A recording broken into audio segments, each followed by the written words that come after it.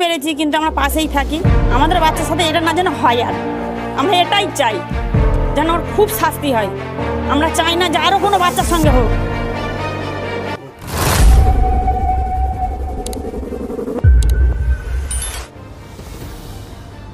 এক নাবালিকা ছাত্রীকে যৌন হেনস্থার অভিযোগ গৃহশিক্ষকের বিরুদ্ধে, গ্রেপ্তার গৃহশিক্ষক। মহেশতলার নাবালিকা ছাত্রী গত প্রায় 1 বছর ধরে একজন গৃহশিক্ষকের কাছে পড়তে যেত। নাবালিকা পরিবারের লোকজনের অভিযোগ, কয়েকদিন ধরে ওই নাবালিকা পড়তে যেতে চাইছিল না ওই শিক্ষকের কাছে। তখনই ওই নাবালিকাকে পরিবারের লোকজন জিজ্ঞাসা করলে নাবালিকা ছাত্রী জানায় তাকে যৌন হেনস্থা করেছে গৃহশিক্ষক। এ কারণেই ভয় পড়তে যেতে চাইছে না ওই নাবালিকা ছাত্রী। এরপর নাবালিকা ছাত্রীর পরিবারের লোকজন মহেশতলা থানায় লিখিত অভিযোগ দায়ের করে। লিখিত অভিযোগের ভিত্তিতে মহেশতলা থানার পুলিশ অভিযুক্ত গৃহশিক্ষককে গ্রেপ্তার করে। অভিযুক্তের বিরুদ্ধে পক্সো আইনে মামলা রুজু করে অভিযুক্তকে আলিপুর আদালতে তোলা হলে আদালত তাকে 14 দিনের জেল হেফাজতের নির্দেশ দেয়।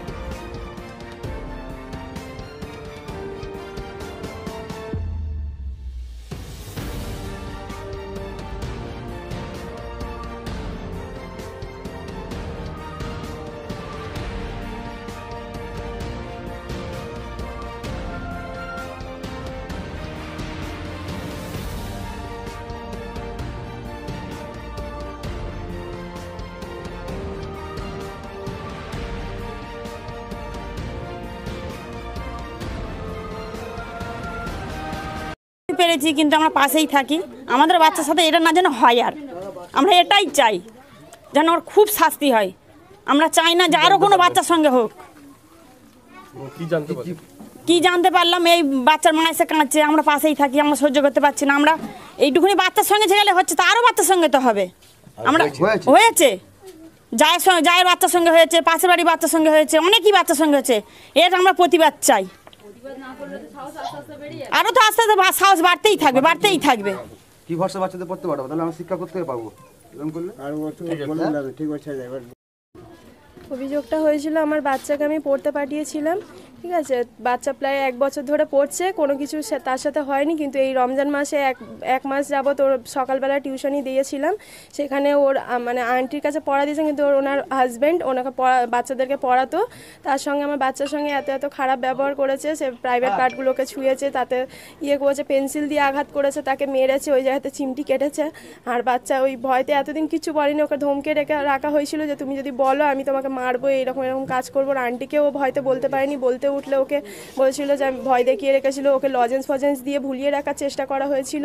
হ্যাঁ, প্রায় 1 মাস সব কিছু সহ্য করার পরে ঈদের 3 দিন পরে আমাকে এই জিনিসগুলো জানায় যে মা আমি আর পড়তে যাব না। পড়তে যেতে অস্বীকার করে, বলে আমার সাথে আমার আঙ্কেল এরকম ব্যবহার করেছে। আমার খুব কষ্ট হয়েছে, মা তুমি এর বিরুদ্ধে কিছু করো মা, আমার আর সহ্য হচ্ছে না, আমি ওখানে পড়তে যেতে পারবো না। আমাকে অনেক জায়গায় আঘাত করেছে, আমাকে এরকমভাবে মেরেছে, আমাকে এরকম করে পেন্সিল দিয়ে আঘাত করেছে, হাত দিয়ে আঘাত করেছে। হ্যাঁ, এইসব আমার বাচ্চা বলে আমাকে। তাই আমি চাই এর প্রতিবাদে আপনারা কিছু করুন, আমি ওর শাস্তি চাই, আপনারা সবাই মিলে করুন। হ্যাঁ, থানায় অভিযোগ করে এসেছি কালকের। বাচ্চার মা কিছুদিন আগে আমাদের জানায় যে আমার বাচ্চার সঙ্গে এরকম একটা দুর্ব্যবহার চলছে। যে আমি কোথায় দুর্ব্যবহার চলছে বলছে, আমি যেখানে পড়তে দিই, আমি এক শিক্ষিকার কাছে পড়তে দিই, সেই শিক্ষিকার স্বামী বাচ্চাটার সঙ্গে দুর্ব্যবহার করে। তো দুর্ব্যবহার করার পরিপ্রেক্ষিতে এই ঘটনা যখন আমরা জানতে পারলাম, আমাদের জানালো, সেই পরিপ্রেক্ষিতে আমরা ওনাকে থানায় পাঠালাম। থানায় একটা জিডি করলো। জিডি করার পরে প্রশাসন এলো, প্রশাসন এসে তাকে খুঁজে অ্যারেস্ট করলো। অ্যারেস্ট করার পরে আজকের এই পরিস্থিতিতে এই যে জিনিসটা ঘটেছে, এই বাচ্চাটাকে যে যৌন নির্যাতন করা হয়েছে, এই বাচ্চাটা যখন যৌন নির্যাতন দেওয়ার পর ওই ভদ্র মহিলার কাছে, ওই ভদ্রলোকের কাছে আমাদের এলাকার অনেক বাচ্চা পড়ে, যে বাচ্চাগুলো ছোট থেকে একটু বড় পর্যন্ত, সেই বাচ্চাগুলো আমরা কি বিশ্বাসে শিক্ষার দিকে বাচ্চাদেরকে নিয়ে যাব, এটা আমাদের একটা প্রশ্ন থেকে যাচ্ছে। শিক্ষার্থীর উপরে, শিক্ষকের উপরে আমাদের এই একটা প্রশ্ন থেকে যাচ্ছে যে আমরা কি করে ভরসা করে বাচ্চাকে দেবো। তাহলে নিশ্চয়ই শিক্ষাটা আমাদের কমজোর হয়ে যাচ্ছে এই জায়গাটায়। তাহলে এই ভদ্রলোকটার এমন একটা শাস্তির ব্যবস্থা করা যাক সরকার, যাতে এই ব্যবস্থা শাস্তি আমাদের চাই। জনগণ এই জায়গাটায় একটা শাস্তির জন্য আমরা খুব জোর আবেদন করছি।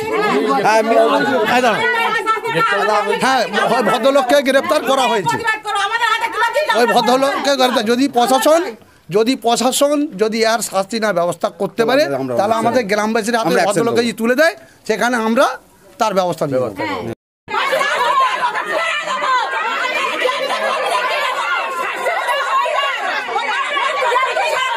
RPTV news Bangla.